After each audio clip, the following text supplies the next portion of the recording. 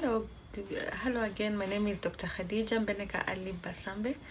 Welcome back to my channel. Today we're going to do a very controversial video. I actually searched the most Google topics in Kenyan reproductive health medicine, and one of the most Google topics is how to conceive a baby boy. Is there science to it? Let's find out. So basically, I'll go straight to it. There are four ways. There are four theories actually, but only one theory has been proven. The others are just theories. So if you want to try it, well and good, but there's no scientific accuracy to confirm them for sure. So one of the theories is called the Shuttles.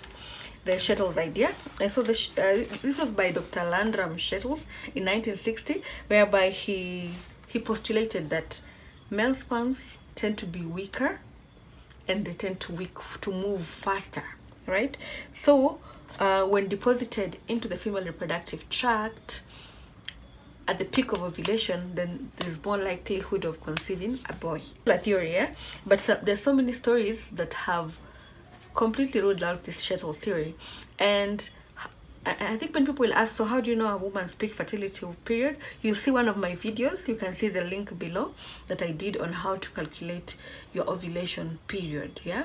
And I'll also do subsequent videos on how to check your peak fertility period, but that is what Shuttles thought. So because these guys are faster swimmers and they're very weak, they tend to die when deposited there days before ovulation.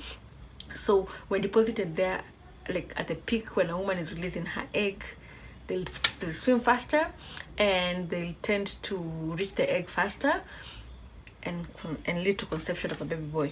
There are other, but as I said, theories have ruled this out. Like Alan Wilcox rejected the Shuttles theory. Then the other theories say that, for example, a woman being in extreme stress leads to production of female fetuses, because the male sperm tend to be very weak, and so they tend to die with stress. So the second theory is actually the maternal diet preconception. So there are theories that have postulated that low salt and high calcium favors conception of baby girls. Okay, and then the other thing is that there has been theories postulating that more alkaline environment or more alkaline pH will favor the conception of a boy. So women have been told preconceptually to eat foods that are alkaline, and these foods include apricot, include tomatoes, etc. And the other thing is that also high salt diet and high sodium, high potassium will lead to conception of a male child. But these are theories, okay? Let's not forget that salt is dangerous, and sodium is dangerous, can cause high blood pressure. And that's why I think in medieval times they used to say that a woman who takes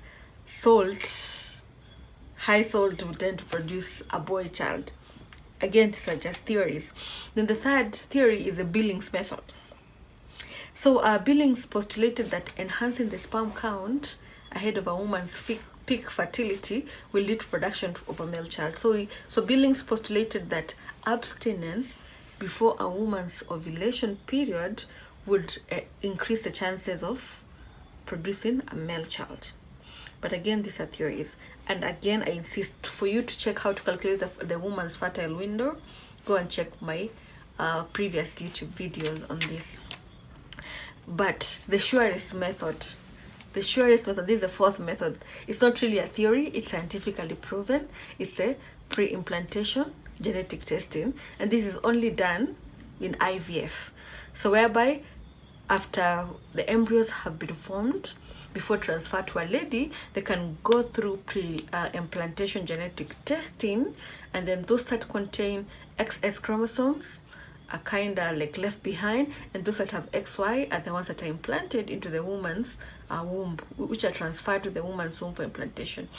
But this is masked with a lot of ethical dilemmas and ethical issues, because do you say that an embryo that will form a female should be thrown away and we keep the male? So these are ethical dilemmas, but the only surest way is IVF through pre-implantation genetic testing.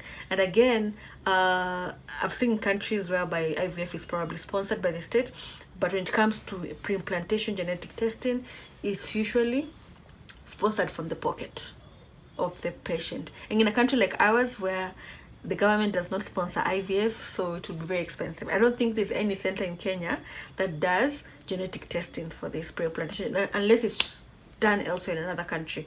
But in Kenya, none. So I hope this video was helpful. So those are just, the first three are theories. Theories. If it works out, well and good, but has not been proven 100% scientifically. These are just theories that have been postulated. Okay, thank you very much, and subscribe to my channel and watch the previous video that I did on how to calculate ovulation period of a woman. I have been dressed by Zaf Apparels. You can contact her on Instagram at Zaf_apparels, and that is Zaf with a double F, or contact her on the number below. Excellent lab coats at affordable prices. Thank you.